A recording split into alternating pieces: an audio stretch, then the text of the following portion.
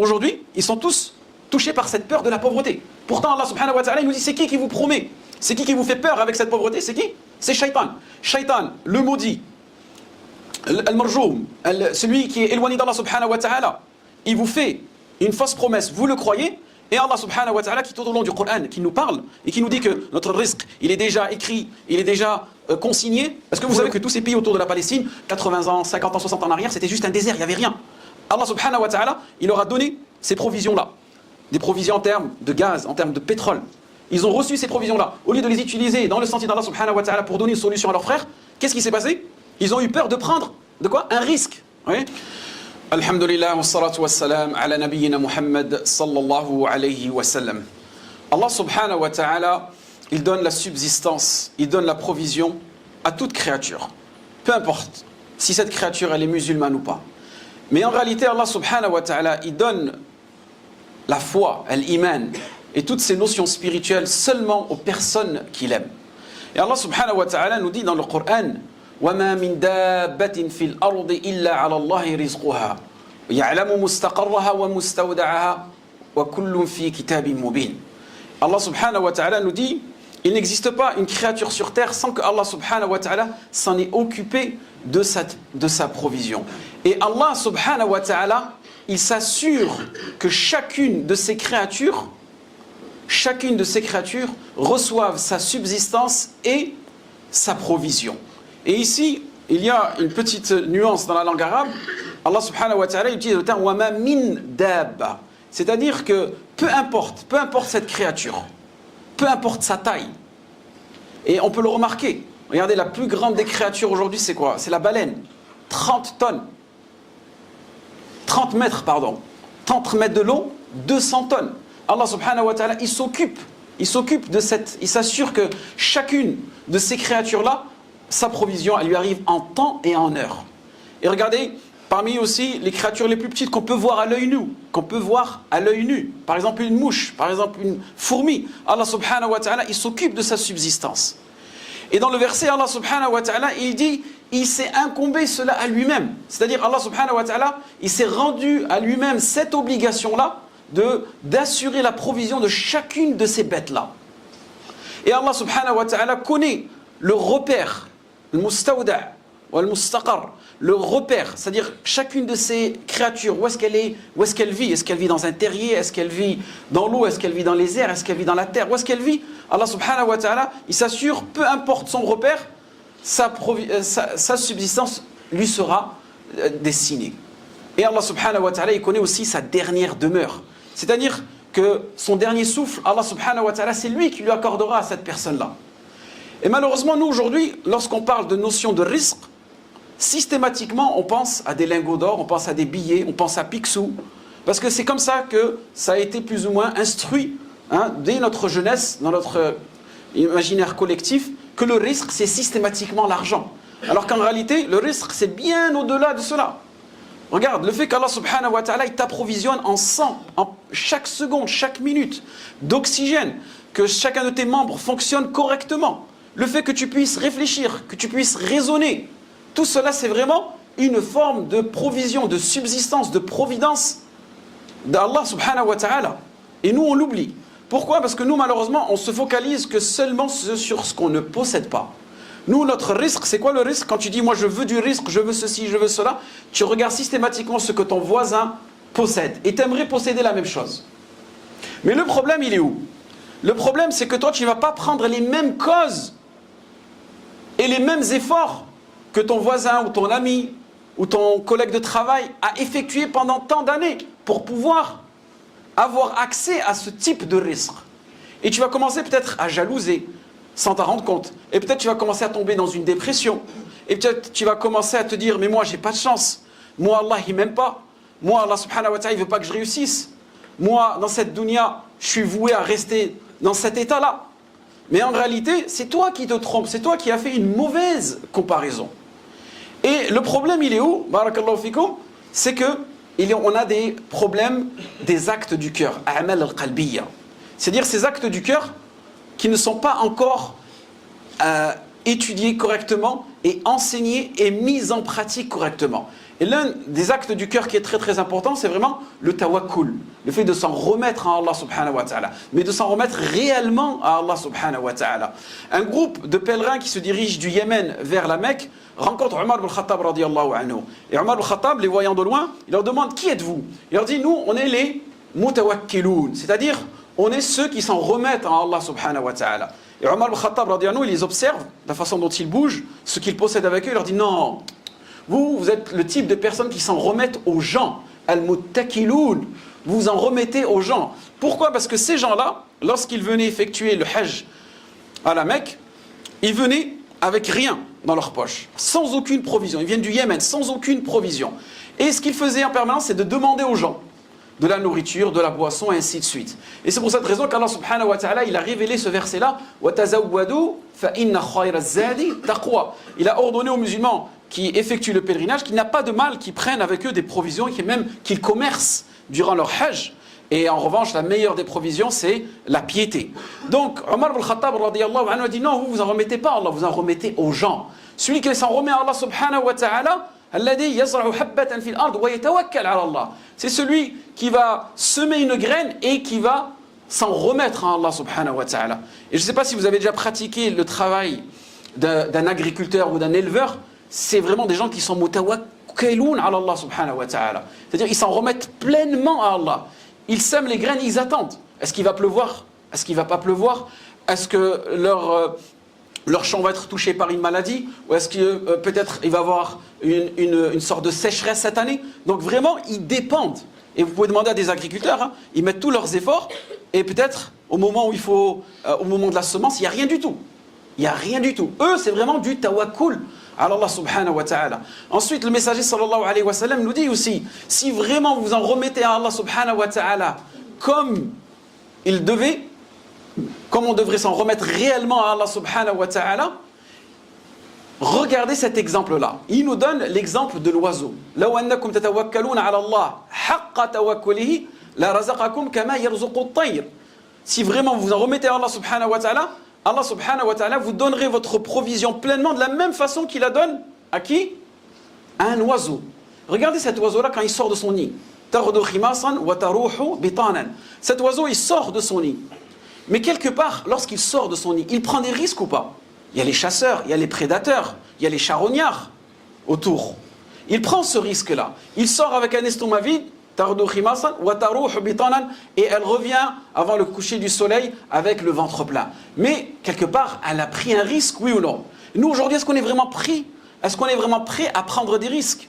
Et c'est pourquoi certaines personnes te disent qu'il y a un petit glissement sémantique dans l'étymologie du mot. Ils disent que le mot risque viendrait du terme rizq. Parce que quelque part, l'être humain, lorsqu'il sort de cette zone de confort dans laquelle il prend un risque pour chercher, quelque part, une nouvelle provision, une nouvelle providence, une nouvelle forme de richesse. Et c'est ce qu'il fait en permanence. Donc nous, aujourd'hui, est-ce qu'on est vraiment prêt à prendre des risques pour chercher notre risque, quelque part? Et lorsqu'on parle de risque, ce n'est pas seulement l'argent. Aujourd'hui, les personnes veulent faire la hijra, par exemple. Elles aimeraient bien retourner dans leur pays, mais elles ont peur de prendre ce risque-là. Et un risque, quelque part, ce n'est pas quelque chose de négatif. Un risque, en soi, ce n'est pas négatif. Un risque, c'est, si on pourrait donner la définition, c'est de faire un effort vers quelque chose qui serait incertain.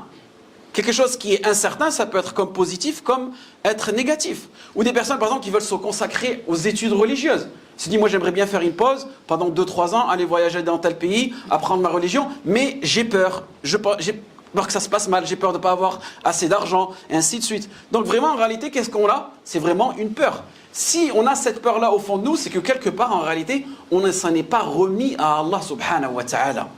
On s'en est pas remis à Allah subhanahu wa ta'ala. Et vous avez deux types d'individus. Des personnes qui s'en remettent à Allah subhanahu wa ta'ala, vraiment, mais qui ne font aucune cause, et qui restent, et qui n'évoluent pas spirituellement, peut-être même professionnellement.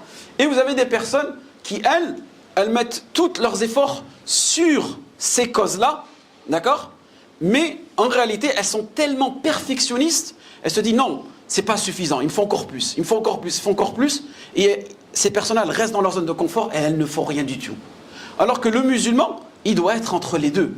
Il doit vraiment s'en remettre à Allah subhanahu wa ta'ala, et prendre en considération ces causes-là et vraiment s'envoler vers Allah subhanahu wa ta'ala. Et c'est de cette façon-là qu'il pourra quelque part évoluer. On voit énormément de personnes qui vivent des blocages dans leur vie.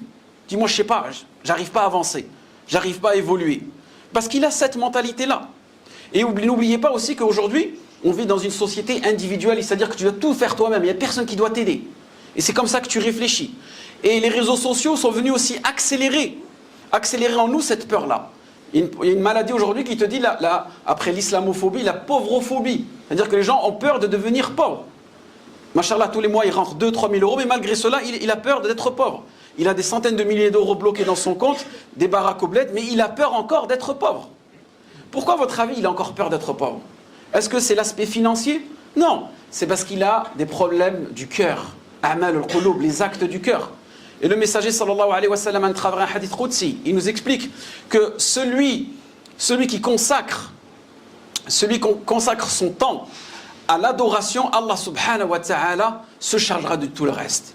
Man tafarraga qalbahu lil ibada amla Allahu sadrahu ghina wa asudda faqra. Ça c'est Allah subhanahu wa ta'ala dans le hadith qudsi qui nous dit cela. C'est-à-dire que pendant tes adorations, si tu es concentré, tu es vraiment dans le khushu', c'est-à-dire que tu es à fond dans ta ibada, tu penses que Allah subhanahu wa ta'ala, Allah il s'occupe du reste. Mais nous malheureusement, même durant nos adorations, on pense encore à la dunya. On est dans le sujoud, on pense à ceci, on est dans le recours, on pense à cela. On va au hajj, on parle que de dunya. Tu vas dans le masjid Nabawi, les gens ils discutent. Ils ne parlent pas d'Allah, ils parlent que de dunya. Tu fais une umrah, on parle que de dunya. Et après on se plaint. C'est normal qu'après Allah subhanahu wa ta'ala, il ne s'occupe pas de nous. Il ne s'occupe pas de cette partie du rizq, entre guillemets. Et on reste toujours frustré. Ensuite, nous avons un autre hadith dans lequel le messager sallallahu alayhi wa sallam nous explique que notre bienveillance envers les plus faibles sera une forme de subsistance pour nous. C'est-à-dire peut-être que la subsistance dans laquelle vous vivez aujourd'hui, cette providence qu'Allah subhanahu wa ta'ala vous accorde, c'est parce que quelque part vous vous occupez des plus faibles. Et Sa'd radiyallahu anhu, il avait estimé qu'il était supérieur aux personnes qui étaient en dessous de lui. Et le messager sallallahu alayhi wa sallam lui a posé cette question de façon affirmative. Il lui a dit Hal yansurunakum wa yarzuqunakum illa bidu'afaikum. Ne penses-tu pas, ya Sa'd, que le fait que tu aies cette supériorité sur les gens parce que tout simplement vous vous occupez des plus faibles d'entre vous? Et là il a compris qu'en réalité le fait de s'occuper des plus faibles, de rechercher ces faibles-là et essayer de les aider et essayer de les rassurer, pour nous c'est une forme aussi de risque, de subsistance. Et alhamdulillah, aujourd'hui c'est une opportunité pour nous de s'occuper de qui? De nos frères palestiniens qui eux sont vraiment dans une situation très très faible. Donc n'hésitez pas, Inch'Allah, après la khutbah de Jumu'ah, de donner un maximum, et on recherche le visage d'Allah subhanahu wa ta'ala, et pas faire un calcul mathématique, c'est bon, je vais donner comme ça, après comme ça je vais recevoir ça. Non, il ne faut pas avoir aussi cette vision-là de commercial. C'est juste Allah subhanahu wa ta'ala, il donne des moyens pour nous motiver, mais ton intention première, c'est vraiment rechercher le visage d'Allah subhanahu wa ta'ala. Ensuite, parmi les causes du risque qu'Allah subhanahu wa ta'ala nous a octroyé, c'est le fait de faire l'istighfar. Une personne est venue voir Al-Hassan, le fils d'Ali ibn Abi Talib radiyallahu anhu. Elle s'est plaint à lui qu'elle était malade. Qu'est-ce qu'il lui a répondu, Ali ibn Abi Talib? Teste l'istighfar. Demande le pardon à Allah subhanahu wa ta'ala de façon abondante. Une autre personne, donc Ali ibn Abi Talib, il est assis avec Al-Hassan, il est assis avec ses amis. Une autre personne qui vient, elle se plaint à lui. Elle lui dit voilà, moi j'ai des problèmes en ce moment d'argent. Il lui a dit je te conseille l'istighfar. Une autre personne, elle se plaint à lui, j'aimerais bien avoir un enfant. En ce moment, j'arrive pas à avoir d'enfant. Il lui a conseillé l'istighfar. Et ses collègues lui ont dit mais je comprends pas, chaque fois que quelqu'un vient te voir, tu lui dis de pratiquer l'istighfar. Il a tout simplement renvoyé vers quoi? Vers le verset. قلت فاستغفروا ربكم إنه كان غفارا يرسل السماء عليكم مدرارا ويمددكم بأموال وبنين ويجعل لكم جنات ويجعل لكم أنهارا. C'est-à-dire revenez vers ce verset-là où Allah subhanahu wa ta'ala, si vous voulez vraiment cette abondance dans cette dunya de richesse, de provision, vous avez tout simplement qu'à demander le pardon à Allah subhanahu wa ta'ala. Mais attention, le pardon, hein, c'est pas juste astaghfirullah, astaghfirullah, c'est vraiment un pardon sincère. On avait déjà vu ça dans d'autres khutbahs, avec les différentes étapes, pour ne pas faire partie des personnes qui istighfaruhum yahtaj ila istighfar. C'est-à-dire que le fait de demander le pardon à Allah subhanahu wa ta'ala hein, nécessite aussi une demande de pardon. Ensuite, Allah yabarik fikoum, sachez que Al-Hassan al-Basri radiyallahu anhu nous rapporte cela. Il nous dit, j'ai observé le Coran. Et ça aussi, c'est à vous, lorsque vous lisez le Coran, pas de lire de façon mécanique, mais vraiment de méditer. Il dit, je te passe à travers différentes sourates et à travers différents versets. Et il dit, j'ai remarqué qu'il y avait à peu près une trentaine de versets qui étaient vraiment explicites, dans lesquels Allah subhanahu wa ta'ala, à plusieurs reprises, il nous dit que c'est lui qui se dispense des faveurs qu'il accordera à ses serviteurs. Et en total, à peu près 90 versets qui parlent tous autour du risque. C'est Allah subhanahu wa ta'ala, c'est lui le pourvoyeur, c'est lui qui va nous octroyer toutes ces faveurs dont on a besoin. Et c'est lui qui s'en assure. Et à juste mesure. En revanche, il dit, j'ai trouvé un seul verset qui parle de la pauvreté. C'est dans lequel où Shaitan dit, Ash-shaytanu ya'idukumul faqra. C'est-à-dire, Shaitan, il vous incite, il vous invite, il vous fait peur, il suscite la peur dans vos cœurs à travers la pauvreté. Il te dit, et subhanallah, c'est ce qu'on constate aujourd'hui. C'est que les gens, vous ne croyez pas à cela. Donc regardez le problème, il est où encore? C'est nos problèmes de cœur. C'est notre cœur, il n'est pas encore, et ça n'est pas encore remis à Allah subhanahu wa ta'ala entièrement. Et c'est pour cela que nous, aujourd'hui, on doit vraiment faire cet effort. Regardez juste aujourd'hui le problème qu'on a en Palestine. Quel est le réel problème en réalité? Pourquoi aujourd'hui, le problème de la Palestine, avec tous les pays voisins arabes autour, on n'arrive toujours pas à trouver une solution? À votre avis, c'est quoi? C'est tout simplement, ils ne s'en remettent pas assez auprès d'Allah subhanahu wa ta'ala. Est-ce que vous savez que tous ces pays autour de la Palestine, 80 ans, 50 ans, 60 ans en arrière, c'était juste un désert, il n'y avait rien. Allah subhanahu wa ta'ala, il leur a donné ces provisions-là. Des provisions en termes de gaz, en termes de pétrole. Ils ont reçu ces provisions-là. Au lieu de les utiliser dans le sentier d'Allah subhanahu wa ta'ala pour donner une solution à leurs frères, qu'est-ce qui s'est passé? Ils ont eu peur de prendre, de quoi? Un risque. Oui? Ils ont eu peur de prendre un risque pour aider leurs frères. Pourquoi? Parce que tellement, même les millions et les milliards qu'ils ont, ils ont peur, quelque part, de les perdre. C'est juste ça, quelque part. Et là, on comprend que le fait de s'en remettre à Allah subhanahu wa ta'ala totalement, et c'est ce qu'on manque nous aujourd'hui. C'est ce qu'on manque. C'est vraiment ce tawakkul ala Allah, haqqa tawakkulihi. Et cet exemple, vous pouvez le mettre dès maintenant en pratique dans vos familles, dans vos projets. Il y a énormément de personnes qui voudraient évoluer dans différents domaines, mais c'est juste, ils ont peur, on a peur de s'en remettre totalement à Allah subhanahu wa ta'ala. Pourquoi? Parce que Shaitan, il nous fait peur avec la pauvreté. Ash-shaytanu ya'idukumul faqra wa ya'murukum bil fahsha.